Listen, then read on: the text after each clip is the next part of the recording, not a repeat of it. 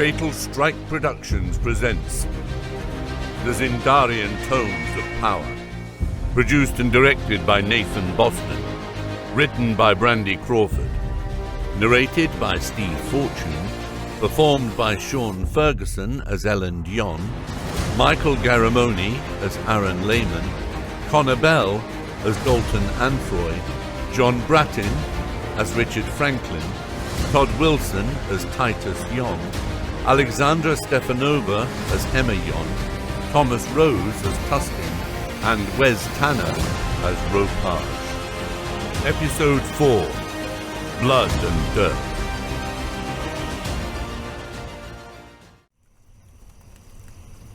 The cabin was awash with night air. Several lanterns had been lit and set near the front door, helping to provide light. The man was excitedly bouncing from foot to foot, his long beard swaying from his chin. At the sight of the newcomers, he rubbed his hands together and grinned. The rings on his fingers seemed to flash with an ethereal light. Come in, come in! I knew that others would come here soon. I am Ropage the Great. Welcome to my home. Titus, Hemmer, and Dalton had only just arrived. They walked inside, helping Dalton along, and looked around the strange man's home. The main space of the cabin could fit them all comfortably, and there seemed to be only one off-branching room. There was a stone fireplace on the right wall, with a black pot of soup hanging in it. A long table sat in front of the fireplace with 2 benches attached to it. Hundreds of books covered the walls, and a desk was on the left side of the room with one large, ancient-looking book open on it. Many of the books on the walls had been covered in a heavy layer of dust. The same dust sat on some of the shelves at the back of the room, which were filled up with little clay pots, some of which contained dried flowers. Elland and Aron were sitting at one of the benches, heavy mugs of tea in hand. Tustin was standing near the pot of soup, as if his presence might cause it to heat up faster. He kept smacking his lips together, inhaling deeply and relishing in the scent of it. Titus had to agree. It smelled divine, especially after so long spent just eating hardtack and dried meats. So many heroes, all gathered here in my humble abode. And all I have to offer you tonight is soup. No matter, it should be filling, and the lot of you look very hungry. We cannot have hungry heroes. Titus looked over to Elland and raised an eyebrow. It smells good, doesn't it? Better than anything that we've had to eat in a while. It does smell good. Please, come in, come in. The bugs will soon join us if we keep dawdling here in the doorway. Ropage closed the door behind them. He was clearly very excited at the prospect of having so many guests over for the night. And even though Titus had only just arrived, he could tell that the old fool was truly just that. Find somewhere to sit and, you can tell me your story. That would be lovely, right? It's so nice to have you here. Heroes! I knew it wouldn't be long before you arrived. Heroes? You're clearly heroes. I've always known that you would find your way here. That's usually how this works, after all. Dalton glanced over at Elland, who just shrugged. I wouldn't try and argue with him too much. You might end up talking us out of dinner. We wouldn't want that now, would we? Why do you act as though you have been expecting us? This cabin seemed almost too convenient, especially after all they had faced recently. The old man didn't look bothered by the question, however. If anything, his face lit up. He was clearly the sort of person who enjoyed talking. As soon as it came back, I knew that the heroes would arrive. And look at that! They did! I was proven right all over again. As soon as what came back? Maybe we should talk about this after we've all had something to eat. Magic, of course. It goes hand in hand, these two things. Magic and heroes. Heroes and magic. A load of crock. Have manners. He expects us to think that magic is real. The soup's real, and I'd think you'd be a bit more polite on account of that, if nothing else. The soup. Are you being serious right now? I don't know about you, but I'm starving. A little talk about magic isn't enough to make me pass on something like this. Magic and the heroes of old are just fairy tales to entertain children. It's not real. It is! It has always been real, hero. Stop calling me that. Every tale must originate from somewhere, have some bit of truth in them.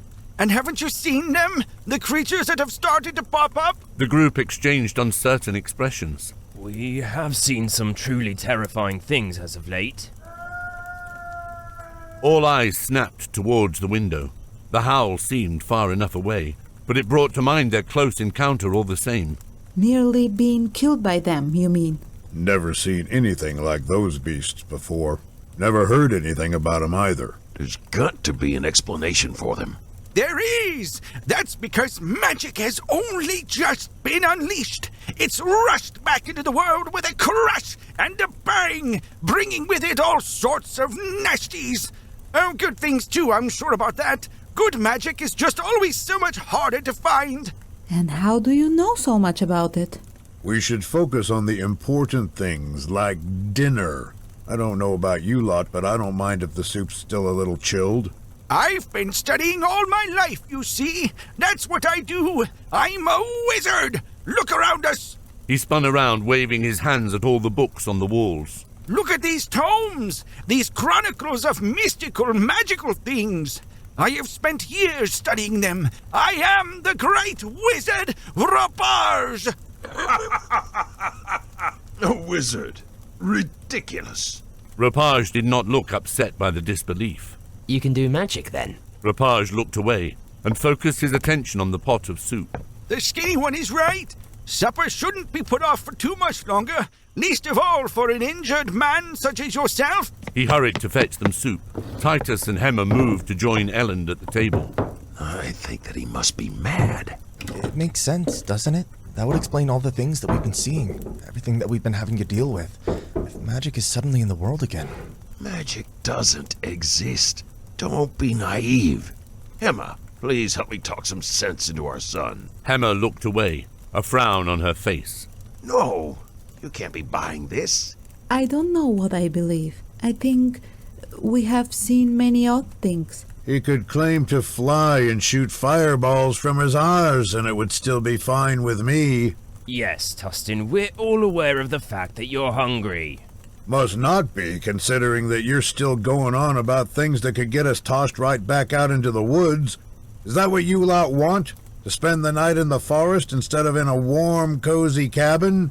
No one answered. Only Titus still looked unhappy with this turn of events. Hemmer, trying to soothe her husband, put a hand on his knee. Rapage came back, setting a steaming bowl down in front of everyone. The soup was a hearty, chunky black bean soup, with corn and fresh greens from the garden put into it. Wooden hand-carved spoons were plopped into each clay dish. A loaf of bread was fetched from the pantry, and a chunk given to everyone, so they could dunk it in the broth. The heat of the liquid helped override the fact that most of the bread was actually quite crusty and dry. You didn't answer, can you? Or can you not cast magic? Fools can't leave well enough alone. Even Hemmer looked displeased over the fact that Titus was still questioning the man. Like most of their group, she would much rather sleep in the cabin tonight than go back out into the woods. Not yet, but with magic back in the world, it is little doubt that I will find the power soon. I know the spells, the words, the methods. There's just something missing. As though that proved his point, Titus turned to his bowl. I don't understand how you can claim to be a wizard if you can't cast spells. Isn't that what they are? Magic users? Well, you certainly used magic on this soup. It's delightful. That was true.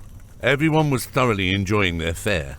Hemmer was all but devouring hers, starving after all of the troubles that she had faced, and Tustin finished his bowl long before anyone else. Their host gave Tustin seconds, then thirds as well. Tustin was a man who understood that good food was not always easy to come by, least of all in times of war and strife. He was not going to pass up on the soup until he was stuffed and ready to roll himself to bed. You speak of monsters. Do you know much about them? I know everything that there is to know about magic and monsters. Elland quickly described the strange green creatures that they had seen previously. A look of excitement spread over the old man's face. He rocketed up onto his feet and rushed over to the large book sitting open on the stand. He began to quickly turn the pages, clearly searching for something specific. Just a moment. Yes, I know precisely what you're talking about. Oh, can you imagine? Something like this right in my part of the world? I could have seen it had I just been beyond these woods. You wouldn't have wanted to see them. I would have, Incredible, truly incredible.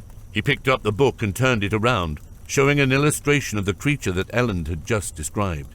Dalton leaned forward, squinting at it. Does that say goblin? That book looks old. It's ancient, from long before our memories stretch, that's for certain. But that doesn't make it false. Books seldom lie, you know. Any book can be a lie. All one must do is lie when they put pen to paper. How could somebody make that creature up when we saw it ourselves in flesh and blood? Titus didn't have an explanation for that. It's been many years since someone last saw a goblin. 15 kings in the past, at the least, maybe longer. Mother, you used to read me a story about a wish that turned someone into a bear. I wouldn't mind having that sort of magic around. Wishes, that is. I don't think there is a magic that works like that. You can't just wish for something and have it all be given to you. No, magic is art. It's science. It's raw emotion. It must be mastered with focus, time, and patience. Titus abruptly stood up. Unlike the other members of the group, he had hardly eaten any of his soup. If we're to stay here overnight, then we need to put someone on watch. Which one of you will go first? Ropage shook his head. He put the book back down on the stand and then waved both of his hands in a dismissive gesture. That's not necessary. You think that we'll be safe here? Oh yes, most certainly. You see, I've made a deal with the fairies of the forest. They will keep this cabin safe no matter what might come towards us. Fairies? Are you lot so backwards that you would believe in such a thing? It's his home. We should listen to him while we're here, don't you think? If he says that it's safe, then it's probably safe. I think that someone should keep their sense about them. Dalton, Aron. Neither man would look at Titus. They both turned back to their soup. Fine. Then I will keep watch by myself. You needn't worry about dangers tonight. I can assure you that it is safe. Titus gave Ropage a nasty look. He then turned his gaze to Aron and Elland, who were still sitting beside each other. I'll come fetch one of you at midnight. You will take watch. I will not let us be caught unawares, simply because you've all been charmed by a bedtime story. He stepped past the old man and outside, slamming the door shut behind him. Please, excuse my husband. He's simply been through a lot lately. He'll be safe outside, won't he? I mean, those things that we saw out in the forest. Can they get at him?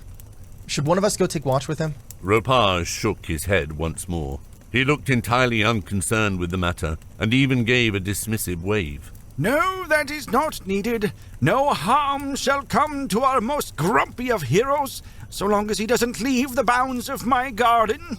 I mean no offense, Ropage, but it's still hard to buy this fairy story. Maybe we should at least stand watch as Titus suggests. No offense taken, young hero. You may prance around my garden all you wish, but please, mind your steps around the plants. It's the only thing we have to eat. Well, there must be some means of protection, otherwise he wouldn't be here still. Ropage snapped his fingers and pointed at Elland. That one's a real thinker, isn't he? The magic extends only a few feet beyond my gate, so long as I don't upset the fairies, that is. But I doubt I could do that. I made a very good first impression, I'll have you know. But best not dally with talking too long. You wouldn't want that soup to get cold. Elland looked down at his bowl, deciding that maybe, for the moment, he should just eat and enjoy the situation, rather than pick it apart the way Titus had done.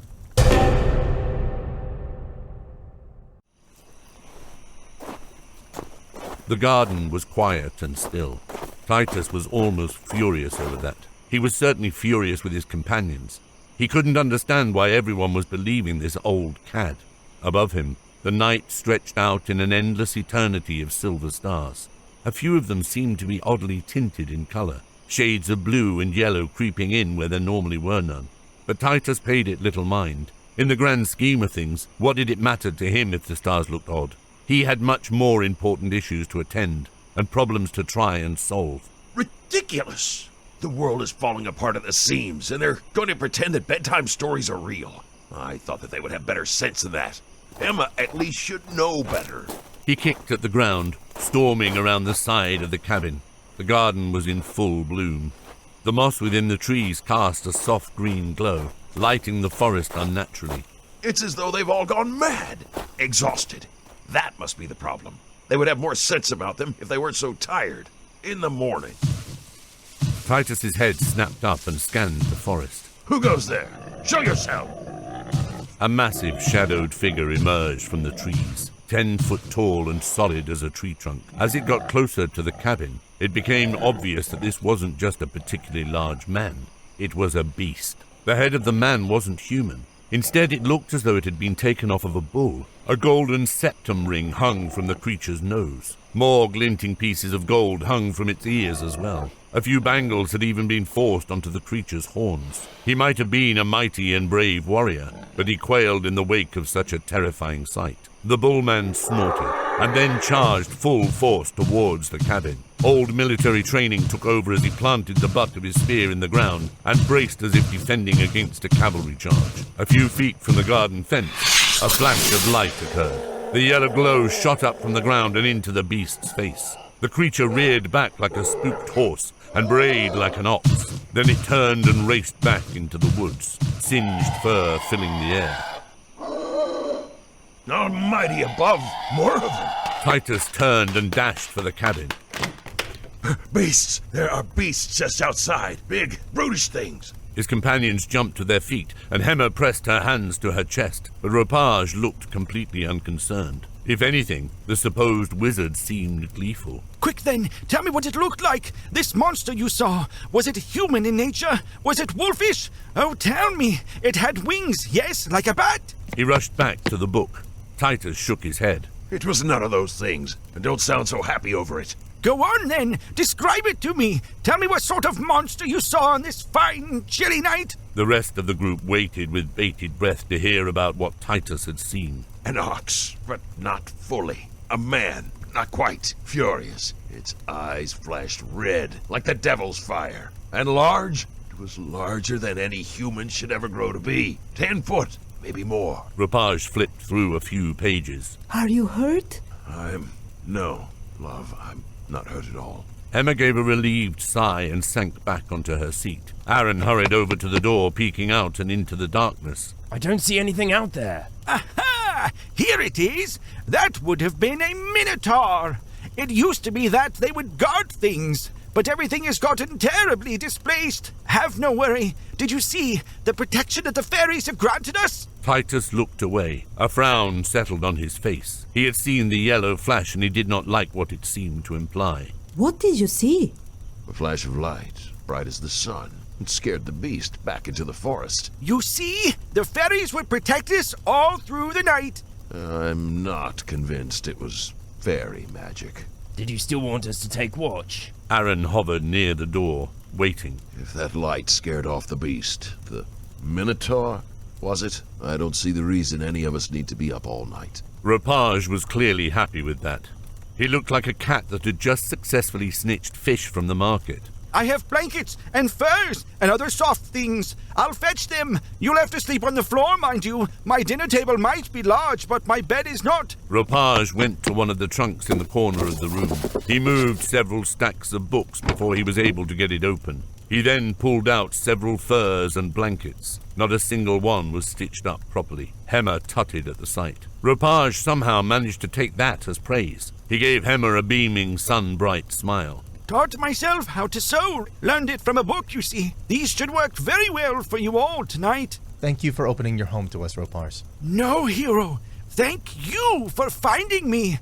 I have waited many long years for this moment. To have it happen now. Elland knew that Titus was doubtful, but for some reason, he genuinely felt as though finding Ropage would be a good thing. Maybe their luck was finally starting to take a turn for the better.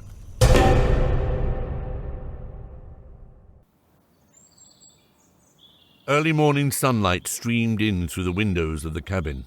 Despite Titus's concerns, they had gotten through the night without incident. When they woke, it was to find that breakfast had already been fixed and laid out on the tables. Freshly made herb bread and a slew of roasted vegetables, paired with cranberry and nut cheese, dollops of sweet cream, and what surely must have been hand-churned butter. Who knew where the man had gotten such luxuries, but no one was willing to complain. Here, let me help you with that.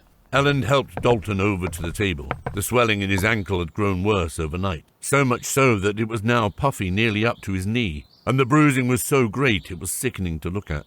Your ankle, it's... It's fine. I'm sure the swelling will go down in time. Elland wasn't so sure about that, but decided to take the hint and change the subject. You look like you've been up for a while, Aron. It was true. Aron was already sitting at the table when the others arrived. He gave an unrepentant shrug. Where's the fool at?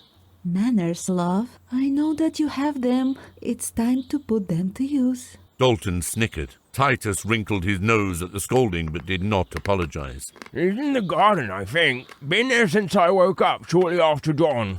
You should have woken the rest of us. What, so I could listen to the lot of you complain about being tired? Not likely. Wasn't a point in it. Just like the soup had been the night before, the food truly was delicious. We shouldn't dally here any longer. We need to find the road back to Old Ashton. The sooner we get there, the better. I fear the fate of the other soldiers. Actually, I'd like to stay. What? I want to stay, to learn magic from Ropars. I think that it would help us, don't you? Listen to yourself. Learn magic. He can't even prove it to us. And you think you'll be able to do what? Cast spells? How can you doubt it still, after everything we've witnessed? Yes, I know something has happened to the land, and there are a lot of things that can't be explained right now, but he does not have the answers. We should take some time to scout the area before making a decision either way. There's no telling what else is in this forest or how hard it will be to find the right path. Dalton's ankle is no state for a trip all the way to Old Ashton. We couldn't leave now, even if we wanted to. I could make the journey if need be. You could not. You barely made it here. See, we shouldn't rush off right now anyway. Titus still didn't look happy, but there was little room to be found for making a proper argument. We should still get our bearings and try to figure out how far we've managed to stray, or if we even did stray. Old Ashton could probably be less than a day away. I'll scout ahead. After I finish eating. The old man might be missing a few marbles, but he's sure not a bad cook. I wouldn't mind eating this grub all the time. Not alone. That's a bad idea. Right. All those other times I've scouted alone. Those have also been bad ideas. There weren't bull-headed men running amok all those other times, now were there? Touché. All right, then. Which one of you's gonna be the unlucky sod to come with me? Dalton cannot go. His ankle is too badly injured. And I don't know it's a good idea if I accompany you just yet. I'll go then. Elland? Elland shook his head. I want to take a look at that book, the one with the creatures in it. Maybe there's something else useful inside. It had the goblins and the minotaurs.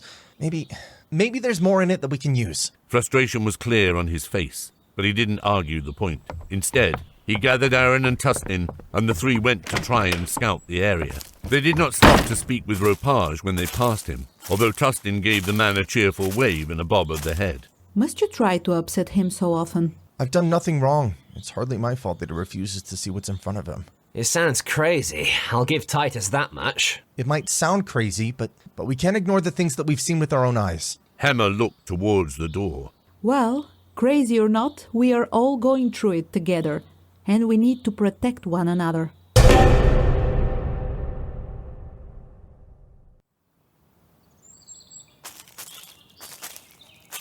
Bright swathes of daylight cut through the thick boughs of the trees. The forest was oddly beautiful, in a way that no dangerous land should be. I don't trust him. The man is clearly a loon. Why can't they see it? I think there's too much at play we don't know about. Perhaps Elland's looking over that book is a good thing. It might at least let us know what the old man knows, or what he thinks he knows. Tustin hurried ahead of the group, stepping over a fallen log. Stop running off! I'm more quick-footed than either of you sods, and I'd like to spot danger from a distance. Wait, do you hear that? Hear what? The birds. Something spooked them. Aron looked to the sky. He's right. The bird stopped singing. It could be nothing, but I doubt it. Be quiet for a moment. Tustin notched an arrow on his bow and studied his surroundings. Titus readied his spear and Aron raised his loaded crossbow. They crept around a few yards before Tustin froze. Stop right now. What? Do you see something? Yeah, try looking that way. Oh, Is that... Yeah, it is. The Minotaur I saw last night. The Minotaur tossed his head about forcefully and started pawing the ground, tossing chunks of dirt and grass behind him. Should I shoot it? Want to piss it off? Is it not already pissed off? Maybe we could try and talk to it. What? That thing wanted to bite my head off last night. I doubt they're looking to just have a chat. The Minotaur took one step forward, brandishing a large battle axe. Well, I'm not hearing any brilliant ideas. Let's just step back. Very, very carefully. As they began to backpedal, 2 more Minotaurs came into the clearing to stand next to the first. In the daylight, it was easy to recognize the one from last night, covered in gold piercings, bangles, and other small trinkets. A second one was missing an eye, its face a mass of scars. The third Minotaur carried 2 large flails at his side, and had used bright purple berries to paint the tips of its own horns. They charged forward, covering a quarter of the distance between them, then stopped. Oh, whoa!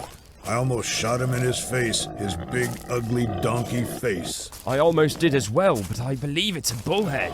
Tustin shot an unpleasant look at Aron, who just responded with a shrug. If they do that again, I'd say let loose. The 2 Minotaurs on the side started to fan out, flanking the group. They backpedaled a little faster to keep from getting surrounded. I'm going to talk to them.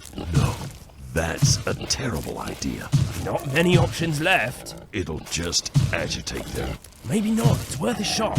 Hello there, great warriors. I like your earrings. Horn rings. They continued to close the distance on the group. Okay, we need to just shoot now. They are getting way too close. Friends. We are friends. The Minotaurs picked up their pace, and Tustin let fly an arrow, striking the scarred one just under his good eye, making the beast trip and fall. Sorry, Aron, didn't think your charming words were working. The other 2 Minotaurs charged at full speed. Tustin turned and darted away, notching another arrow. Aron aimed down and pulled the trigger, hitting the Minotaur with the flails in the chest, knocking the breath from it and slowing it considerably. Aron frantically grabbed at another bolt. Reloading! Be quick, and I'll try to keep it at bay. Titus took a few strides forward and got into a defensive stance with his spear. The Minotaur with the golden jewelry swung his enormous axe. Titus rolled out of the way, narrowly avoiding being cleaved in half. The axe cut clean through the ground and lodged there. With a guttural roar, the Minotaur pulled it free. The action sent a spray of dirt in all directions. Clods of it slapped into Titus's face. He stumbled back, trying to hold his spear out wardingly. Another one of Tustin's arrows hit the beast in the neck, but it barely pierced its thick skin and fur. The golden-pierced Minotaur stepped towards Titus again. Aron, now! I can barely see anything! Aron shot once more, hitting the Minotaur in the back, right between the shoulder blades. It turned to Aron and charged. The scarred Minotaur had recovered and was almost upon Titus, and the beast with the painted horns was charging alongside his companion. Aron dropped his crossbow, stumbled back and drew his sword. Now what? Tustin shot another arrow, barely missing the eye of the painted horned beast. He dropped his bow as well and pulled out 2 hand axes. Now we fight and pray. The Minotaur swung its axe right at Aron. Just before it took his head, a javelin pierced the beast straight through the chest, knocking him away. A group of soldiers, at least 10 strong, charged in. They wore armor that bore the insignia of the Kingdom of Ifeon. By Baldur's beard, I never thought I'd be happy to see uniforms. The pierced Minotaur recovered quickly and pulled the javelin free. The blue-horned beast turned and charged at the newcomers. They clashed head-on. Tustin grabbed Aron by the collar and pulled him away. Shouldn't we try and help? I'm sure they can handle it. A single soldier ran past the encounter and placed himself between Titus and the scarred Minotaur. Your time couldn't have been better. I couldn't hold out another moment alone. You take the right flank, and I'll go left. The soldier dropped his sword and charged straight at the beast. Titus could hardly believe his eyes. Did the man just want to die? This Minotaur was not armed, true, but it was a staggering 10 feet tall and had at least 400 pounds of muscle. Titus charged in as well, taking the left flank. Come back and get your weapon. We can dispatch it together. The soldier didn't listen. He barreled in and ducked under the Minotaur's swing, then punched the beast in the stomach. It doubled over at the impact, and the soldier grabbed it by the horns and drove it to the ground. Titus stopped dead in his tracks. The soldier started to beat the scarred Minotaur with his bare hands. The shock of this small soldier being a challenge wore off, and the beast fought back. In their grapple, it got a solid hold of the man's shoulders, bent its head down, and pulled the man in, impaling him on his horns. Titus snapped out of his daze. Here, we need help over here. The Minotaur stood up with the soldier still impaled on its head, like a bloody crown of victory. The man was not only still alive, but continued to hit the Minotaur in the head with his fists. But he was too weak now for it to have any effect. He took a step towards Titus. Over here! This one is still alive! A flurry of arrows and javelins hit the Minotaur, pushing it back. Then the rest of the soldiers swarmed and dispatched it quickly. Relief swept through Titus. He looked around, spotting a man that bore the insignia of a sergeant of arms. I'm so glad to have seen you. They surely would have been done for without your aid. These are trying times. Where did you come from? Tustin and Aron joined them. The rest of the soldiers were starting to gather, forming a half circle around the three companions. There was something odd about them. Now that the frenzy of battle had ended, it was clear to see that these men were not normal. A sickly green tint had settled over their skin, and their pupils were blown wide and full. I don't like this. We are from Old Ashton, the capital of the New Kingdom. You're lucky we were patrolling this far out. New Kingdom? Yes. Are there others with you? No, it's just us. Knave's Mill was attacked. We're the only survivors. Titus glanced towards Tustin and Aron, hoping they got the hint and would stay quiet. Very well. We shall leave at once. This felt more like an order than an invitation, but there were too many to fight, so they simply complied.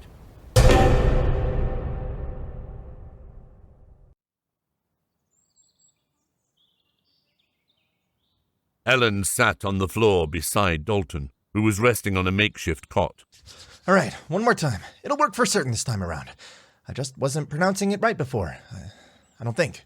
This isn't going to work, Elland. You've been trying to heal this stupid ankle of mine all day. You really think rolling your R's is going to make that big of a difference? From her seat at the nearby table, Hemmer laughed. What harm is there in letting him try? We aren't in a rush at the moment. If I can heal this... Dalton gave him a sharp look. One last time, all right? This doesn't embarrass you, playing at casting magic spells like a tot in the backyard. My father saw a minotaur last night. Who's to say that there isn't something of merit to be found? Ropars believes it to be true. He wouldn't have these books otherwise. That light Titus spoke about, do you think it could really have been caused by fairies?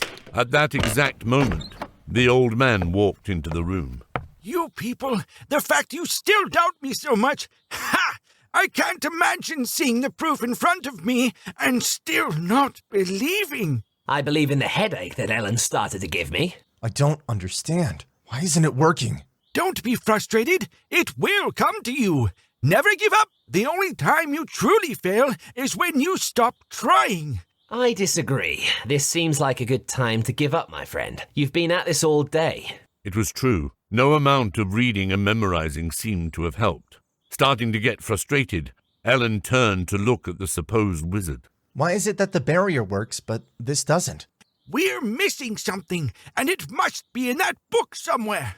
Even after all these years of study, I have very little of it translated. Maybe the fairies could tell you, since they have helped you once already. Oh no, and their aid wasn't free. I had to make a trade with them. They're very fickle things. Ellen stood up and stretched, cracking his back and then popping his knuckles. They wanted to know everything about the Kingdom of Ifeon. I exchanged my knowledge for their protection. Elland frowned. And you would rather let them protect you than learn about magic yourself? Heavens, no! I tried to ask about magic, but they would tell me nothing. I didn't have enough to offer them, I suppose. Ropage swept through the house, putting up the basket of vegetables that he had brought in with him. He spoke as he put things into their proper places. It isn't just the fairies, you know. I met an elf once. Dalton rolled his eyes. He looked at Hemmer and mouthed, insane, to her. What sort of an elf? The sort of elf with pointed ears. He was fair-skinned and well-mannered. He spoke of a fortress where he lived with others. In this forest? Ropage nodded. In this very forest, yes, And I tried to ask that one about magic too, mind you. But the elf wouldn't say much either. He said that humans don't have enough self-control for magic, that we don't have the will to use the powers for good. Oh, Elland looked down at his own hands, and then at the book that he had been trying to study. does that mean there's no point to this in trying to learn it? I have not given up hope. You shouldn't either. Fairies and elves, they are things of magic, fickle and wily. In other words, there's no chance of a human learning it. Ropage scowled at him. Elland thought on it for a moment. Eventually he turned back to Dalton. You said I could try it one more time. Even after all of that? Elland nodded. Fine. Elland stepped back over to the cot and settled down on the floor again, setting aside the book. He put a hand on Dalton's knee to brace himself. The other hand he laid down on the man's ankle, just barely touching it. Elland took a deep breath and closed his eyes. He tried to focus on himself and cleared out his mind the way that Ropage had told him. In his mind's eye, he tried to picture the ankle healing itself. He focused on pulling his own energy and trying to push it out through his palm. Then said the last phrase of the spell once more. A strange warmth passed between Elland's hand and Dalton's ankle. The bruising began to fade, and the open split skin started to knit itself back together. It was still in terrible shape, but it had clearly healed a little, relieving some of his pain as well. Impossible! Elland reeled backwards, surprised by his own success. He looked up and met Dalton's gaze. Silence settled on the cabin.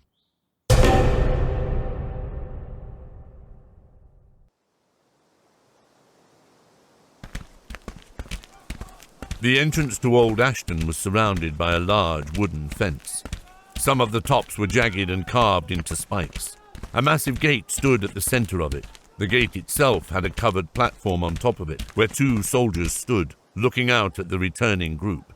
Open the gates!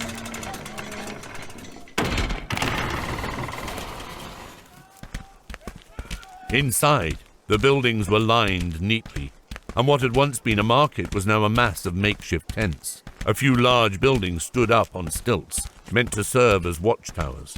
There were no gardens nor flowers, only mud. Worse, though, was the sight of the common folk. They were wearing tattered, filthy clothes, and many looked half-starved. They milled about doing menial tasks, like repairing buildings or carrying food and water to the soldiers. Aron knocked a hand against Titus's arm, raising his brows in concern. They passed a cage with 3 men in it. Richard sat among them. He looked at Titus, catching his eye. There was rage in his expression. Keep it moving. The Lord's Hall came into view. It was the largest building in the town, made from sturdy wood and surrounded by a hand-dug trench. It was clear that the trench was dug only recently. Mounds of loose earth were still piled up around it. This was normally where the High Lord would reside, and there he was, the High Lord himself, staked right outside the front door. Judging from the decay and the flies that swarmed the body, the High Lord had been there for a long while. They pushed the door open and led them down a long hallway. We've sure gotten ourselves into a mess, haven't we? The soldiers fell away as they walked, until only a handful of men still surrounded Titus and his companions. The sergeant of arms pushed open a set of massive double doors to the High Lord's audience chamber. The large room looked as if it was sacked by an invading army. The tapestries were torn and ripped off the walls. Broken vases, coins, and snapped necklaces were strewn about the place carelessly. At the front of the room was the High Lord's chair. It was not empty. A man lounged across it with one leg thrown over the arm of the chair, heel dangling in the air. There was a sallow look about his face, green-tinted like all the others, with a deep gauntness to his cheeks. 2 little nubs were pushing out of his forehead, like a goat that was just starting to grow its horns. The man in the chair had dressed himself in the High Lord's clothing. The fabric itself was rich and lavish, but it fitted him poorly, hanging loosely around him. A bowl filled with crystals sat on his chest.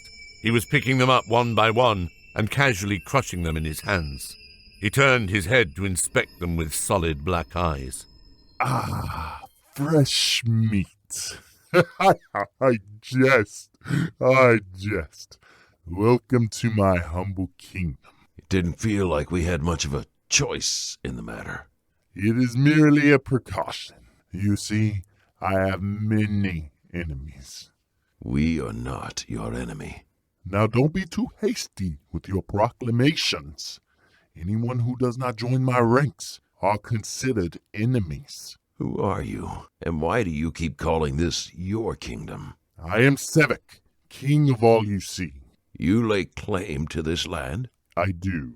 What of the High Lord? He sat up, abruptly pulling himself into a proper sitting position. The bowl stayed in his lap. He crushed another crystal. He was a bastard and a rat, spoiled through and through. He did not deserve to lead a band of mice, let alone a village. And when this land fell apart, he locked himself away, abandoning his men, abandoning us. I could not be allowed to pass. Your men, they are incredibly strong. We have found power, ripe for the picking. You see it. That is good. Then this conversation shall go much smoother. I need soldiers.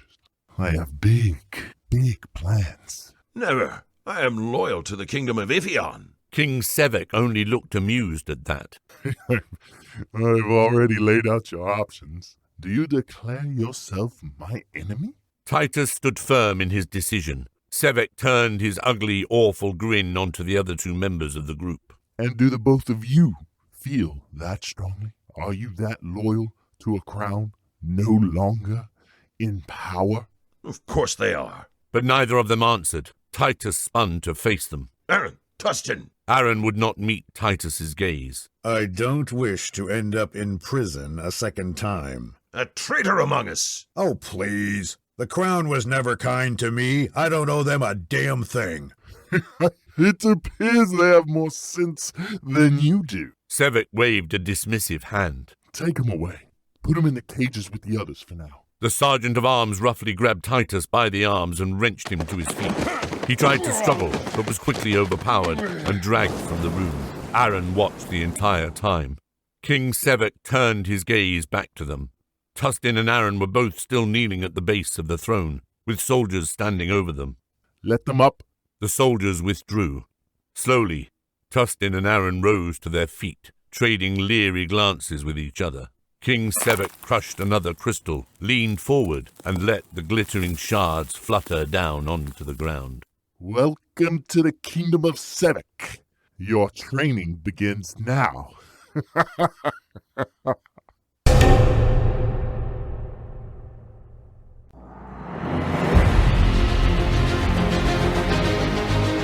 Hi, it's Nathan Boston, creator of the Zindarian Tomes of Power podcast. I want to thank you so much for listening to the podcast. You know, we're really trying to build momentum with the show, especially here in Season 1. Would you do us a favor? Leave a rating for the podcast and make sure you subscribe so you don't miss future episodes of the show. Once again, thank you so much for listening, and we'll see you on the next Zindarian Tomes podcast. Fatal Strike Productions. Copyright 2021. Produced and written by Nathan Boston.